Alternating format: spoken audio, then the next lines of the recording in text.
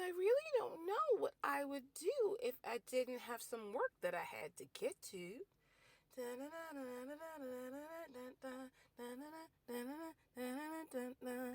Hello. This is Shirley Crawford, the owner of Second Chance Consulting and the executive director of the Women's Business Center, RVA, located at 1510 Willow Drive, directly across the street from the Kroger at Willow, saying hello and welcome again to another episode of WorkHardAholics.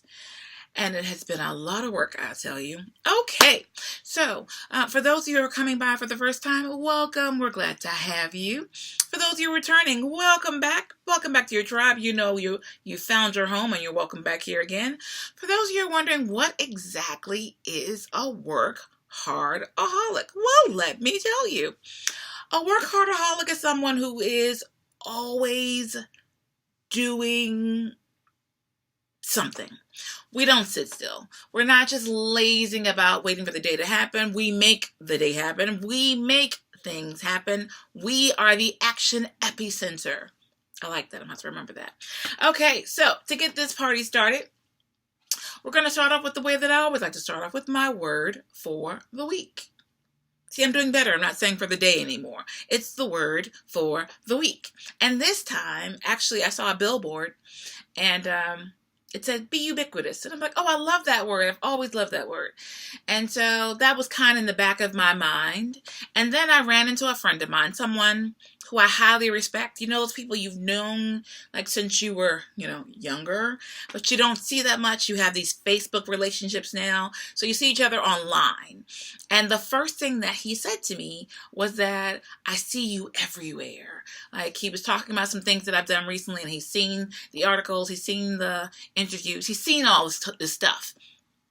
And all I could think was, cool, I'm ubiquitous. And I really wanted to say that out loud. Then I was just like, but does he know what that word means? I mean, no offense, but really, how many of you know what ubiquitous means? It's like a funky little word, and there's so many other ways of saying it, but it's a cool word, right? I mean, like, drop that into a conversation. Your ubiquitous presence was felt all around the world. Like, woo! Aren't you a smarty? I don't know. But, I like words in general. And the reason that I share with you about them is so that we can have the commonality to be able to engage in conversation. There are things that people are saying, and if you don't have a real comprehension, then how can you engage? It often makes me think, when I first got to Haiti, we had finally decided what project we were going to work on and what we were going to present. And we had to go around and we made these presentations to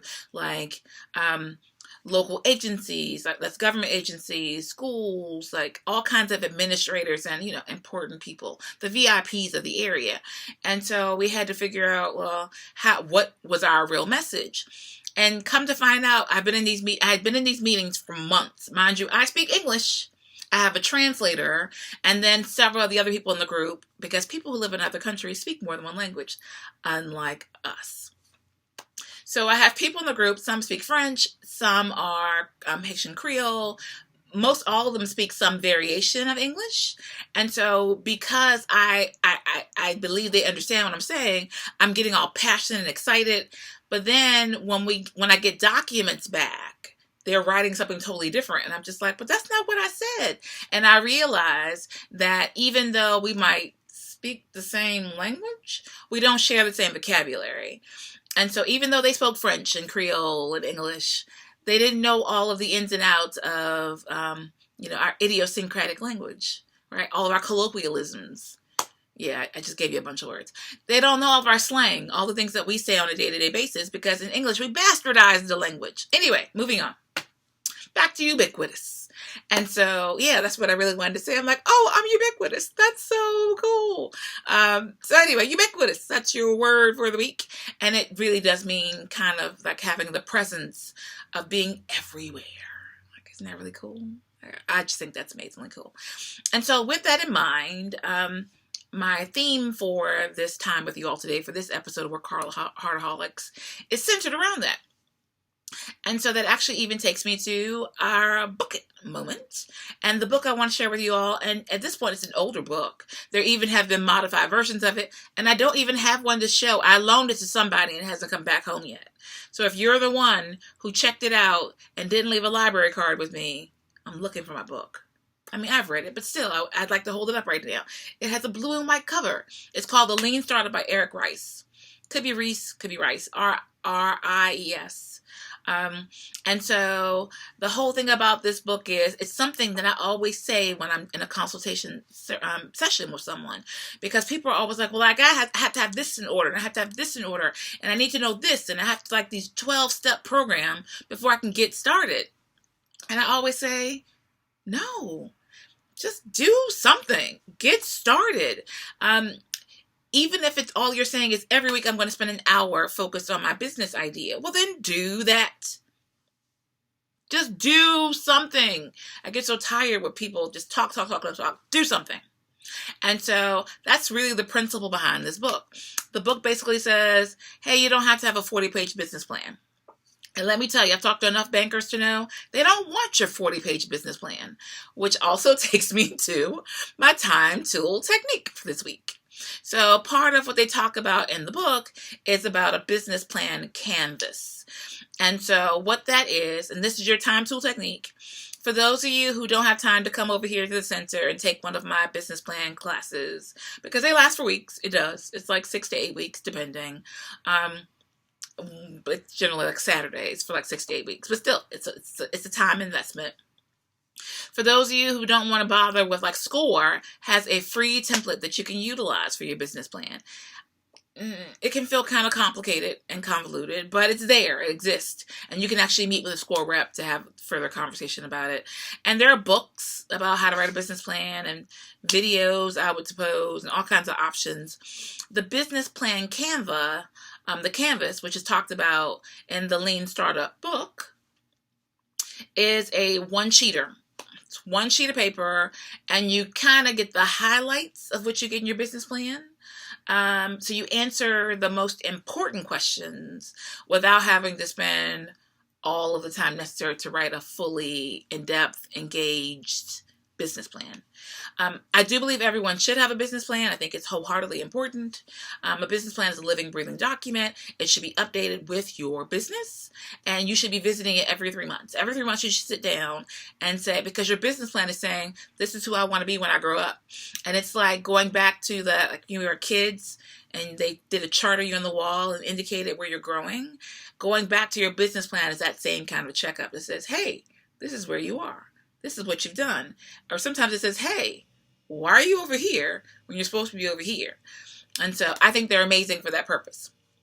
So, and how that all ties into being ubiquitous is that that's part of the whole marketing plan, right? So you figure out who you are, how you're different, who are the players in your market, what's the competition looking like, where you are price-wise as far as your strategy, and how do you infiltrate? That's where the ubiquitous comes in, the infiltration of the market. Like, how do you get out there? Like right now, I'm working really hard to be ubiquitous.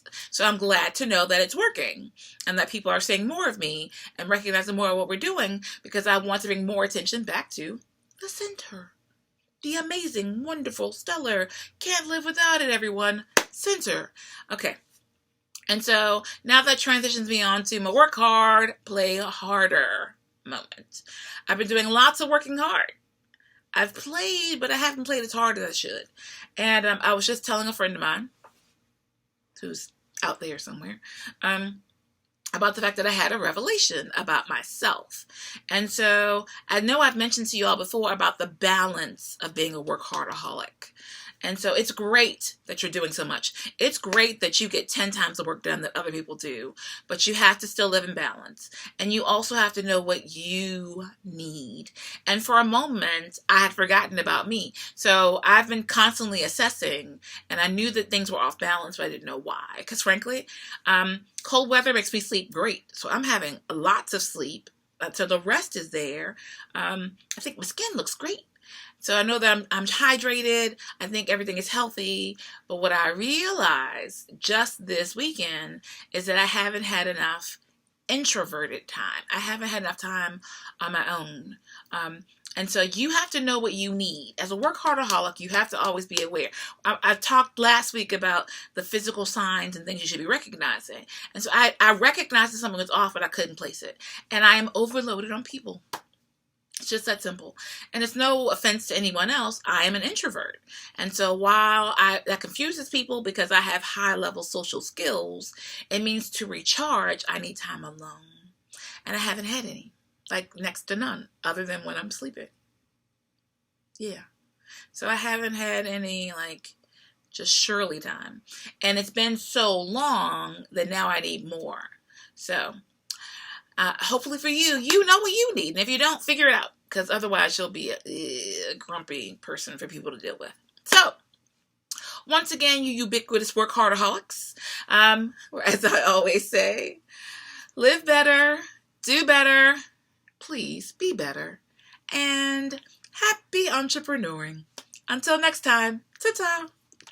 Because I really don't know what I would do if I didn't have some work that I had to get to.